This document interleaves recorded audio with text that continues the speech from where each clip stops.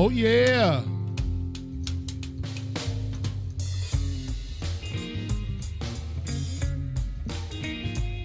What's up, everybody?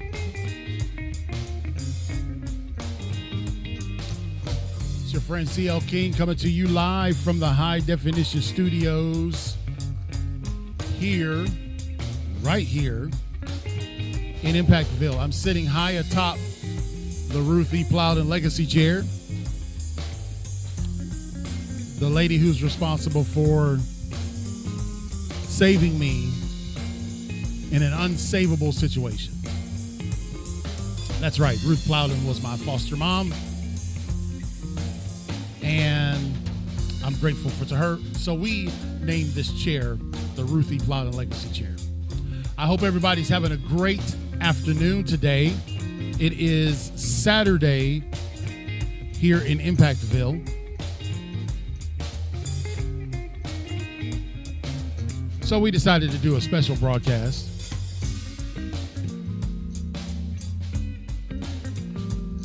It's cool when your studio is in your ranch. You can just go and do a show. Live too. I got something I want to talk to you about today. It's something that I have now 23 months experience with.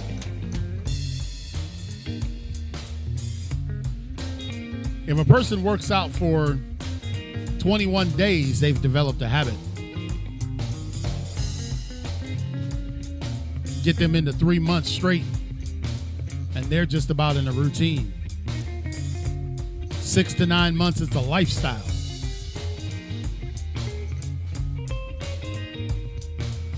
"23 months, it has become a way of life. And we're talking about the folks who are incarcerated. So thank you for joining us wherever you may be in the world, from around the world, in all 30-something countries that have downloaded this podcast, and 48 states throughout America. I am your host, CL King. Delighted to be with you on this High Definition Saturday afternoon. Didn't tell anybody I was going live, didn't make a promotion, didn't decide that, and let's get the board to approve this podcast. So we just decided to do it because there is nothing like being able to capture and seize the moment. So for those of you that may listen to this podcast, it was beautiful, sunny afternoon here in Impactville, but I think the clouds are getting ready to roll in, and the rain is getting ready to rebaptize us again. I don't know if rain can baptize you unless you're in the ocean. You get submerged. So today I want to talk to you about a subject that has become very near and dear to my heart.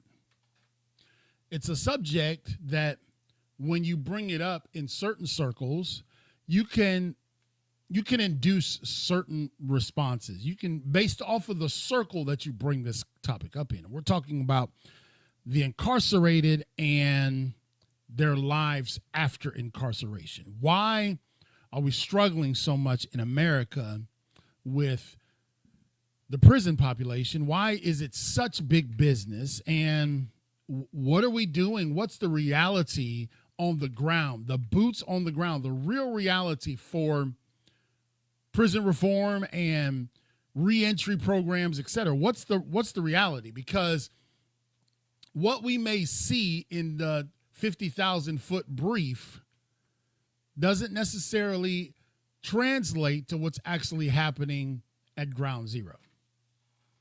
And we have accumulated, for those of you who can see, we have accumulated so many of these cups in our house. And we're in a pretty good season. This is one of those Yeti cups. We're in a pretty good season where a lot of the cups have lids. But we were in a season for a minute there where there was either the cups and no lids, or the lids and no cups. So, yeah, what is it that we need to be looking at to improve or expand or maybe even pull the covers back off of this thing called recidivism. What is it? What's really going on? And I just jotted down a few things to help give us an opening set of guardrails so we're not all over the map, that we can look at and see, hey, these are some things that are taking place in the prison industry, because it is an industry, where we're seeing struggle. And so I just took down 10 of the things that, why is it that if a person goes to such a place that has them isolated from their family, has them in a restrictive environment because they did the crime, I have no problem with that.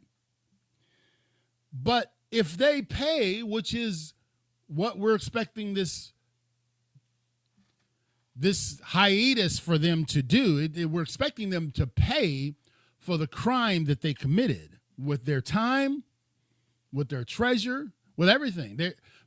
When you do crimes, certain crimes in particular, there is a penalty. You got to render unto Caesar that which is Caesar's.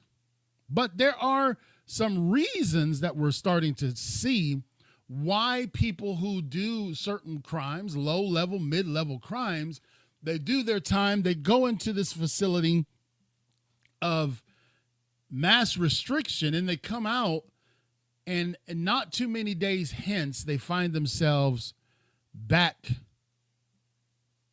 in the same facility. They find themselves back in the same hamster wheel called the system. Why is that? Why are we seeing this take place? Here's some reasons that I jotted down. I would kind of like to label them the top 10 reasons for recidivism. And those reasons can vary based off of a number of different factors and circumstances.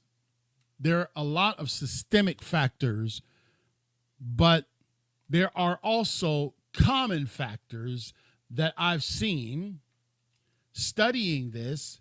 I had no idea that I was going to become a jail and prison, I don't know, I don't consider myself an expert, but someone who has a passion about it. I never saw that on the horizon. I didn't see that as something I would be doing. But now that I'm in, and now that Greg and I are in, we're all in. So number one, one of the top reasons why we can't seem to wrap our head around why folks get out of jail and then not too long after that, they're back in. Number one, the lack of employment opportunities. Difficulty finding stable employment and post-release can lead to individuals returning to criminal activities to meet their financial needs. So we send them into a facility that is in some measure survival mode, right? Jail, you got to be able to survive. You got to be able to be savvy. You got to, right? It is an element of survival in there, because you're taken out of your environment and you're placed into an environment with people with different value systems, different ideologies, different strength levels, right? And so when you put them back out, it turns into the same thing they had, except in jail or in prison, they at least got 3 square meals and a place to sleep and being out of the elements. But when you release them and they can't find a job, they can't qualify for a job, the lack of employment causes them to go right back or pick up the survival mode just in a different environment, right? They spent 3 years, 5 years, 15 years surviving in the incarceration facility, and they get out, and they don't get out to thrive. They don't get out to like we say, become great contributors to society and law-abiding citizens, they get out and the first 50 places that they apply for say no. So then they get hungry. and they go from having 3 hots and a cot and a place to keep them out of the elements to facing homelessness.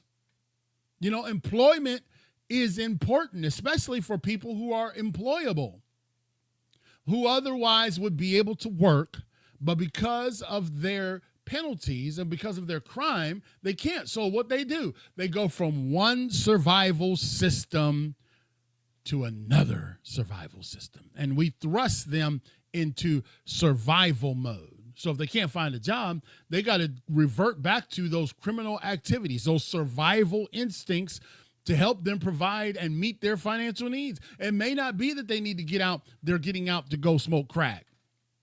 It may not be that they're getting out to go buy some meth. It may not be that. It may be that they're just trying to get a burger.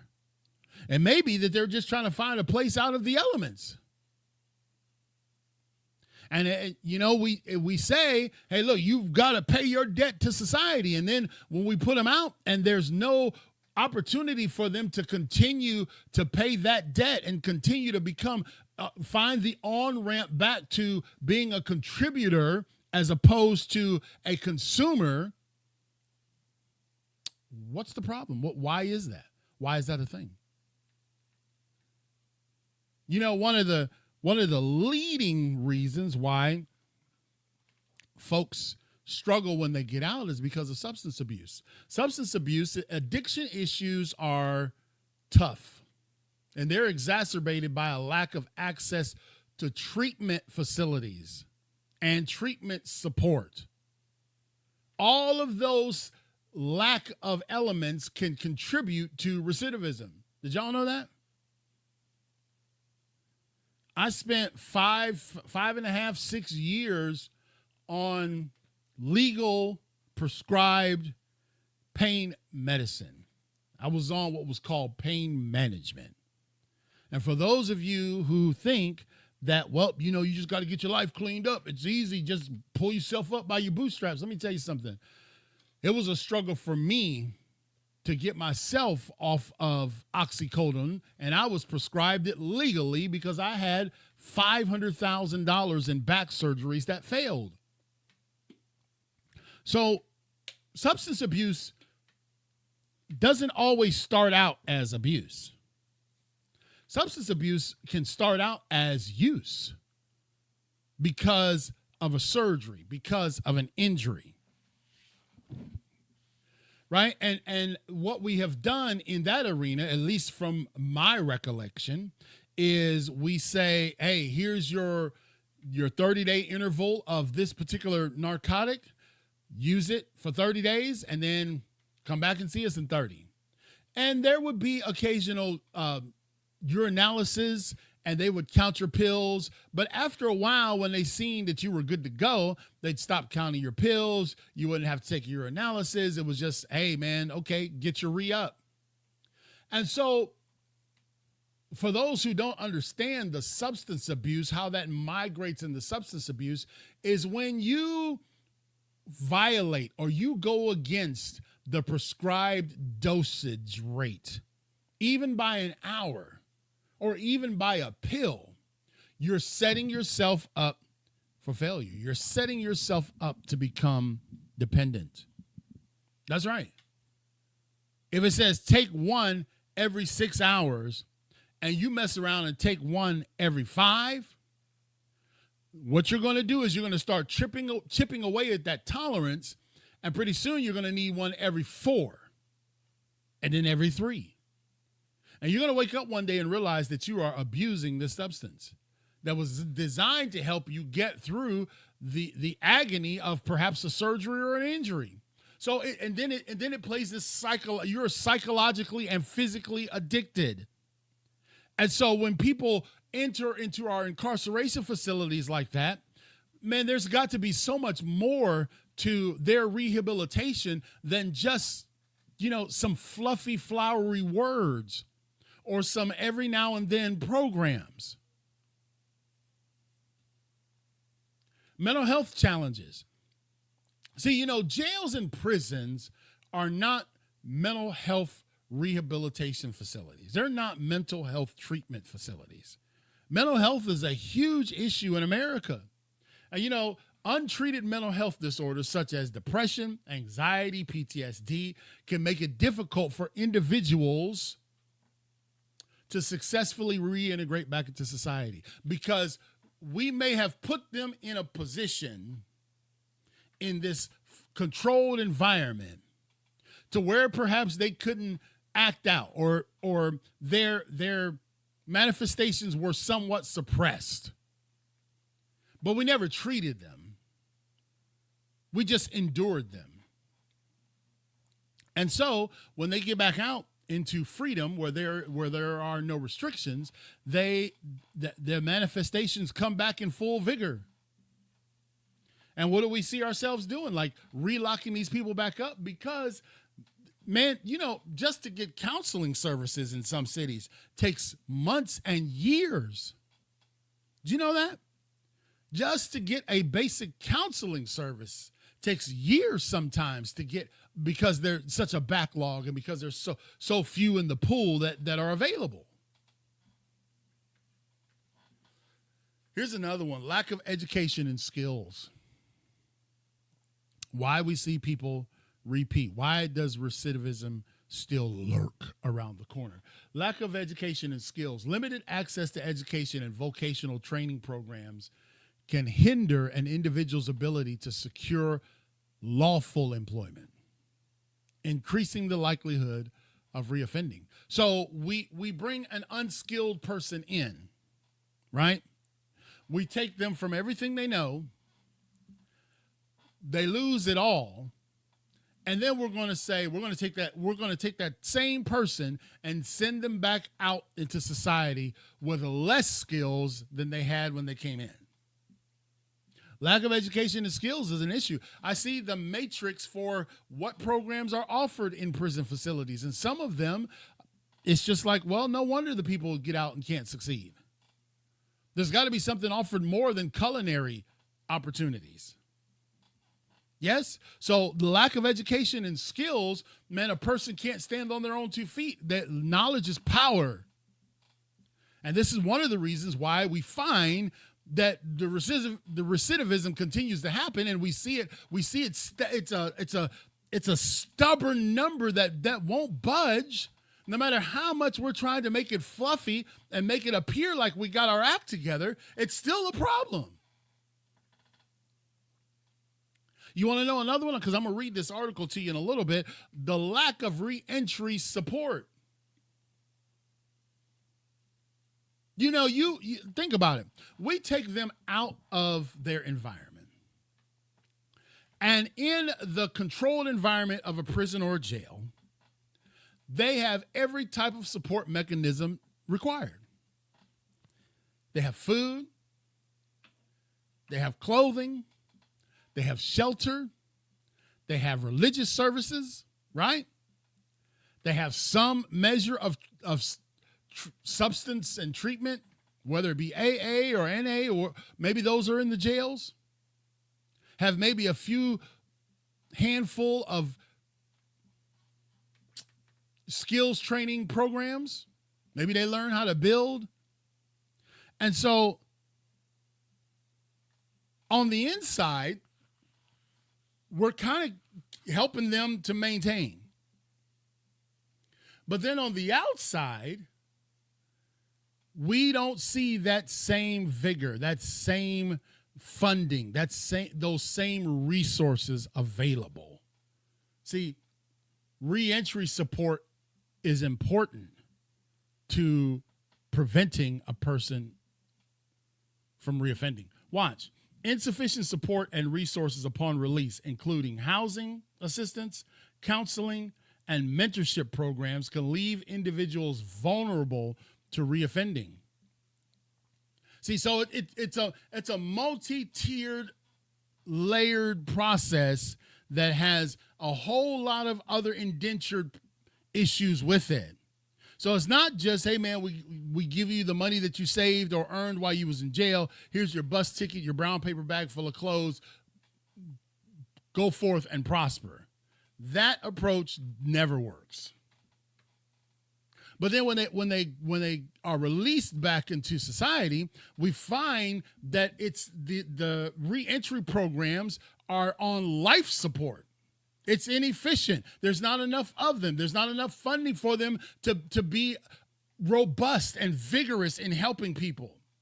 You know, the housing assistance. You know, if you got a housing situation where there's less rooms than there are people coming out, then what are they supposed to do? Well, get yourself a resource, and they have none. They've burned all the bridges back at home. So what are they supposed to do?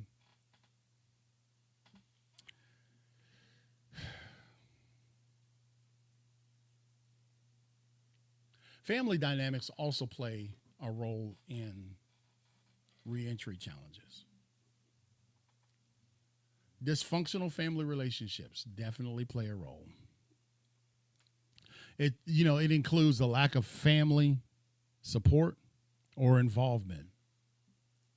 This can contribute to feeling isolated. They feel isolated, feel like nobody cares, and it creates an air of instability post-release. Why? Because they don't have any family support. Family dynamics matter. Peer influence also can lead to recidivism. In other words, reconnecting with former associates involved in criminal activity can exert pressure on individuals to return to their previous lifestyle. But if all they can do is go back to the same friends they had, this is why I tell the people in our Stay Free program and our Stay Free campaign, man, you got to cut some stuff off. You got to cut some people off. Pookie and them ain't up in here visiting you every day. They didn't mind turning up with you, but when you got caught and they didn't, they got ghosted. So the peer group or the friends group that you had prior to coming in here, you probably need to reevaluate that and stop trying to be popular and start being productive. I tell them without any sugarcoating, man, you probably need to change your friend circle. You know, money, I sang a song when I was in a play. It was called Money Makes the World Go Round, right? I'm drinking out of this cold Yeti cup here. And financial hardships they're on the leading edge of why people reoffend. Economic challenges, including debt, poverty, homelessness, can create stressors that push individuals back into criminal behavior. If there's no, we just listed them, if there's no way to make the finances, then they got to find a way by some means. So they go back into survival mode. What we got to do is we got to help these people to not be in survival mode. We got to help them to understand that the road to success is not through exclusive surviving, perpetual surviving. Here's another one: stigma and discrimination because you were incarcerated. Facing societal stigma and discrimination due to their criminal history can limit an individual's opportunities for reentry and increase their feelings of alienation. Do you know that? Because of the stigma. I told those men this past week at Stay Free when we closed out the session, I went to each one of them. And I gave them a hug and told them that I love them.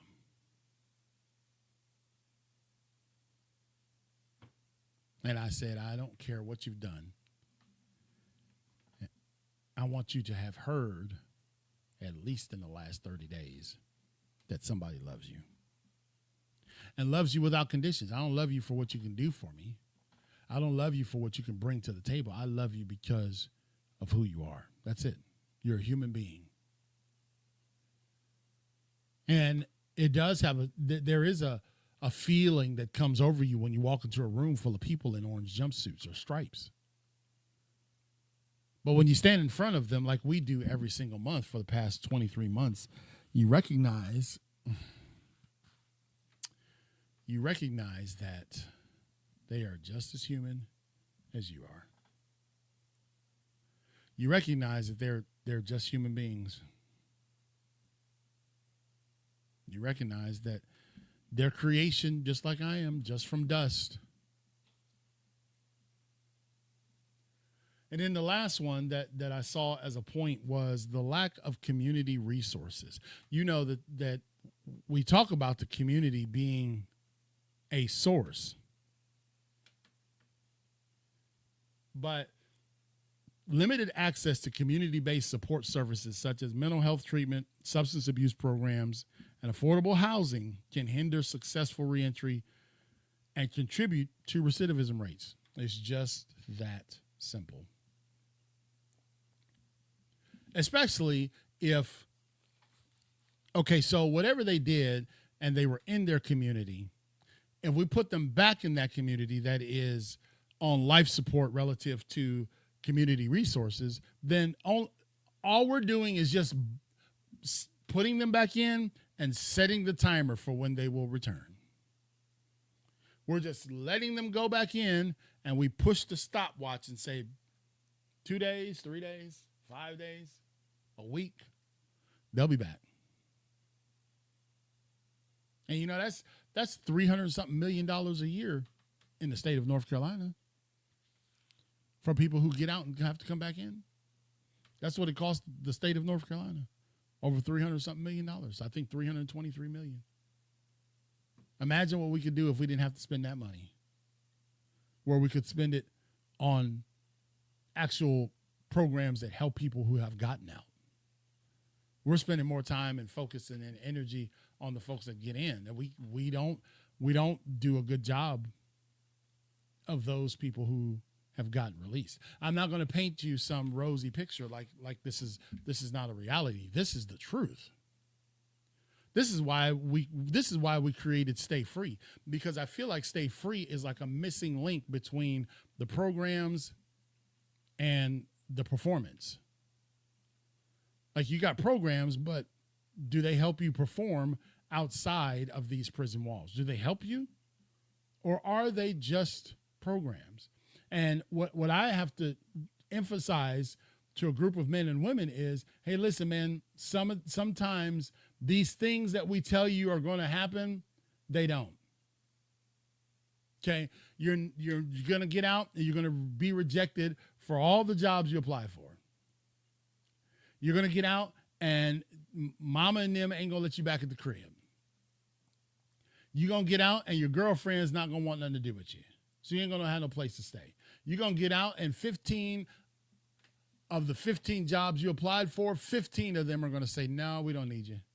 Appreciate you. We'll keep your application on file. Right? And when we see this, we recognize that this is so much more. This is so much bigger than, well, let's get together a few people and create a program. Man, it's so much more than that. I don't know why. I'm trying to turn the AC down in this studio because these lights are so hot.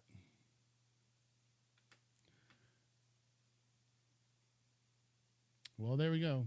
All right. I guess we got it down to 72.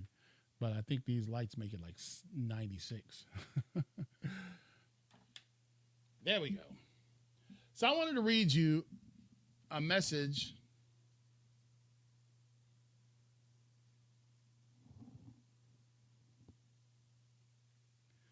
I wanted to read you a message or something I saw from PBS.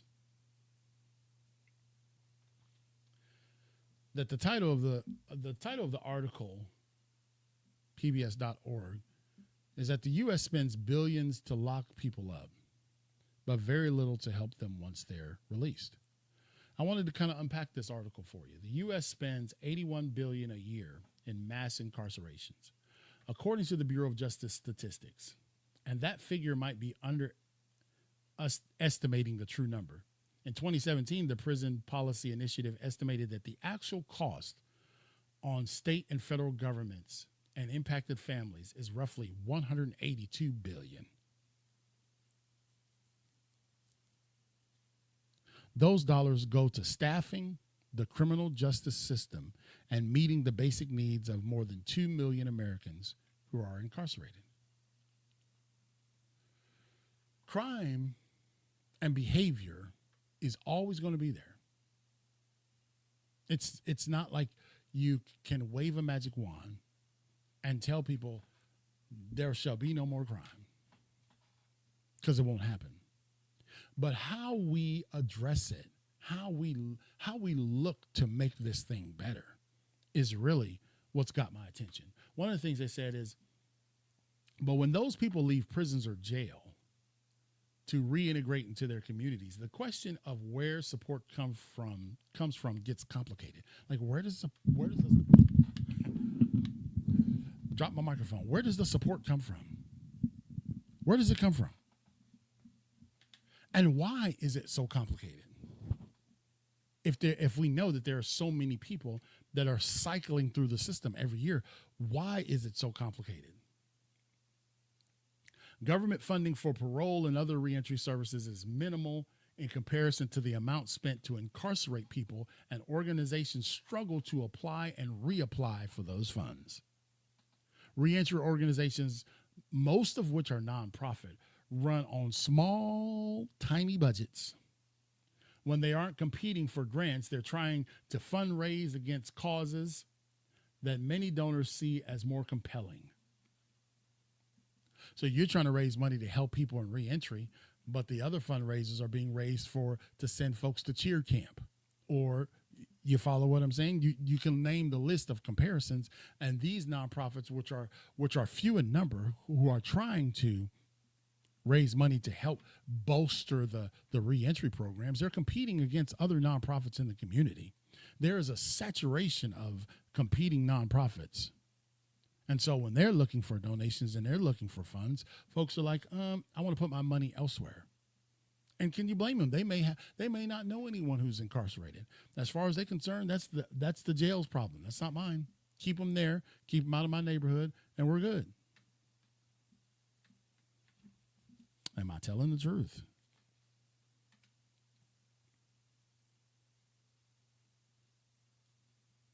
You know, 600,000 people are released from correctional facilities every single year. But it's a part of the criminal justice system that's bringing the funded at no guarantee. So let's see that again. 600,000 people are released from correctional facilities every year, but it's a part of the criminal justice system. It's a part of the criminal justice system that is being funded with no guarantee, said Jennifer Ortiz. She is an assistant professor of criminal justice at Indiana University Southeast. And she studies reentry programs across the country. We should probably have her on this show. She said the disconnect is setting the formerly incarcerated up to fail. That's what's happening.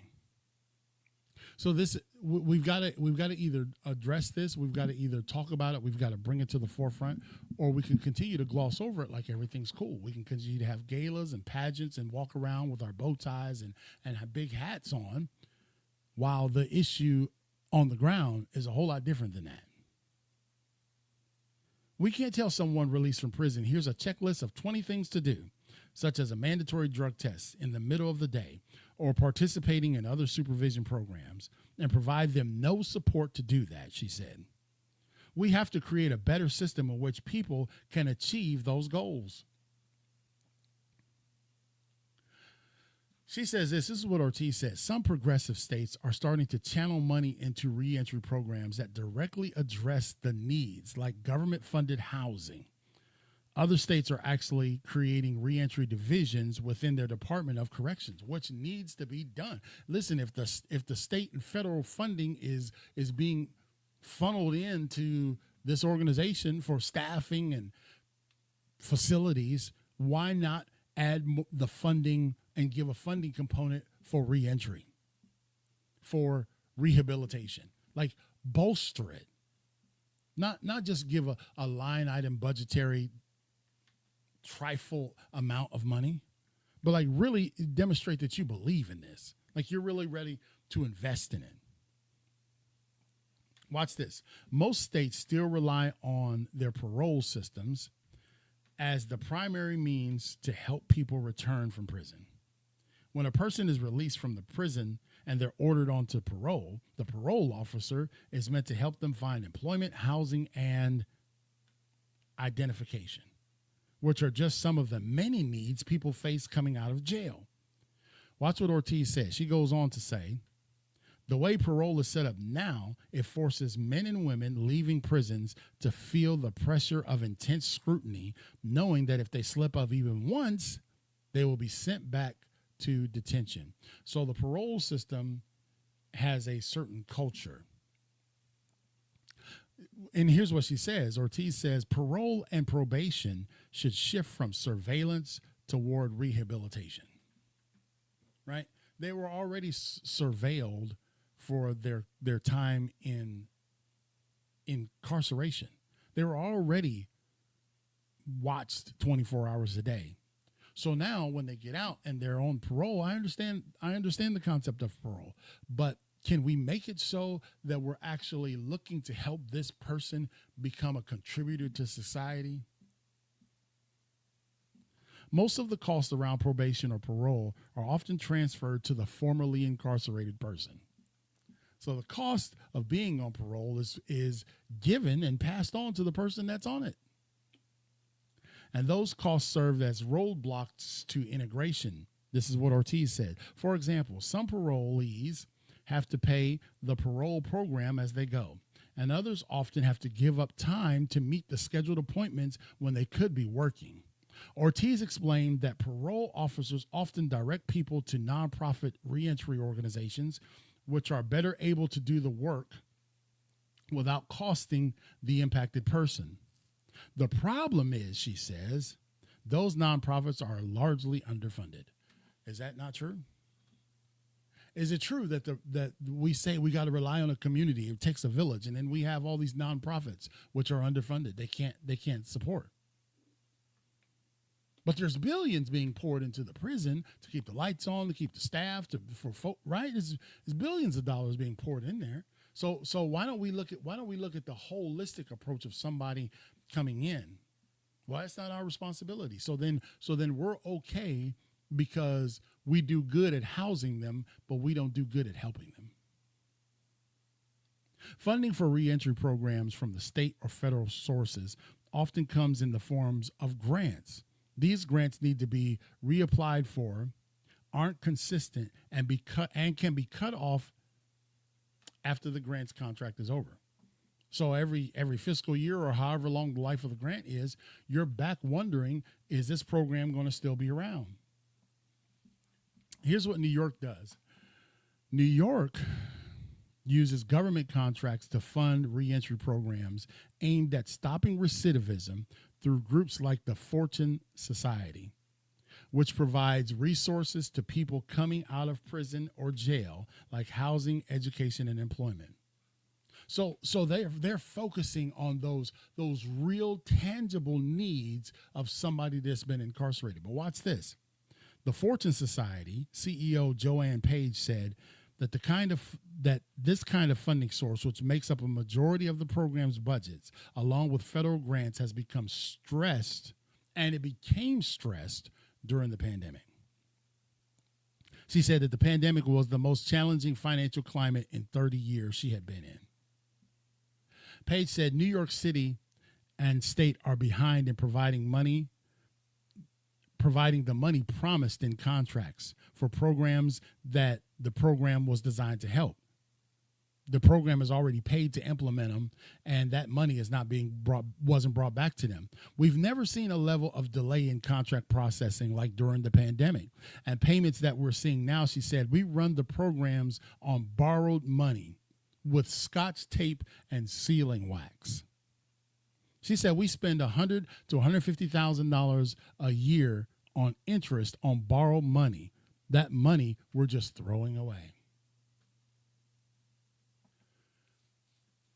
So the point is, if there's a point to be made, that we see when we call for programs and we call for more support and we call for more things, we see that when we actually examine them, we find that those are running on a skeleton crew. We find that those are running on a shoestring budget. We find that those programs that we so trumpet and we so celebrate are year to year one funding moment away from being non-existent. Why is that? When the jails stay open, they're in full vigor. Lights stay on all the time. Staff is there. I see hiring for jails and prisons all the time. So why wouldn't we look to integrate the funding that keeps the facility open to helping those for the reason why that facility is open? See, without any offenders, we don't need a jail. Right? Without any people breaking the law and committing crimes, we don't need a jail. So then if we need one, and we know that, hey man, we don't serve all lifers. We serve people that are going to do 5, 10, 15 years, whatever. We serve people that's going to do 90, 60, 120 days, whatever the case may be. Why don't we have, hey, listen, we want you to know that during your stay here, we've got something that's going to help you get out and be better than when you came in. It sounds good. It sounds good at a 50,000 foot level briefing. It sounds good that we're doing all these things to help our people who are incarcerated, and we're giving them this and we're providing that and we're doing this and blah, blah, blah. But the numbers don't lie. That this stubborn number related to people reoffending doesn't seem to dissipate. And we are demonstrating the lopsided value that we have. We place a high degree of value on keeping, which we should, keeping society safe by keeping those who have committed crimes in their place. However, if there's life, then that means there's still hope. If you have a chance to get out, then that means we should be working towards when you leave from here, because it's not going to be any easier when you get out. It's not like you're in and everything has went on pause, or that you're or you got this 401k, or that you're working with a Roth IRA, or that you've got this great money multiplying for you when you're in jail. No. When you're in prison, man, things come to a screeching halt. And what are you earning? 50 cents a day, 20 cents a day?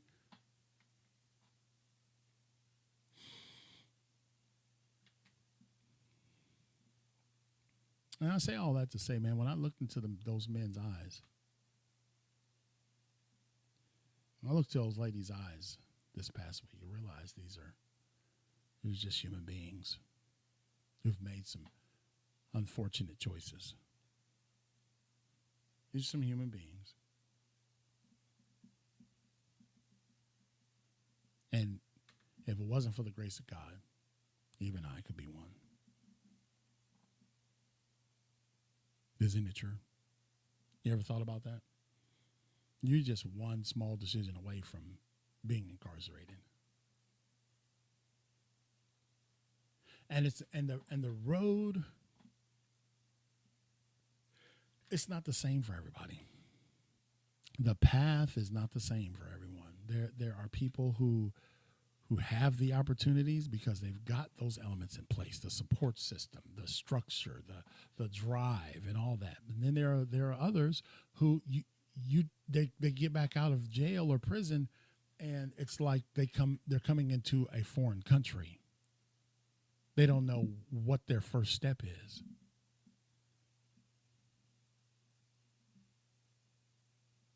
So when I go into the jail and I say, hey man, it's not that you get free, it's that you stay free. Can I really look them in the eye and say, hey man, that's easy. That's easy. It's easier said than done. That's why I say, man, you go to any one community, and there's 11,000 nonprofits in the community, all with varying agendas, all with the, man, this is a heart mission. Man, this is changing lives.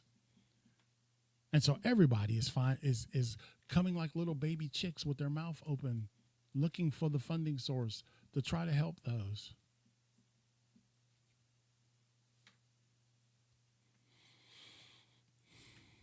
We spend a lot of money on keeping them locked up.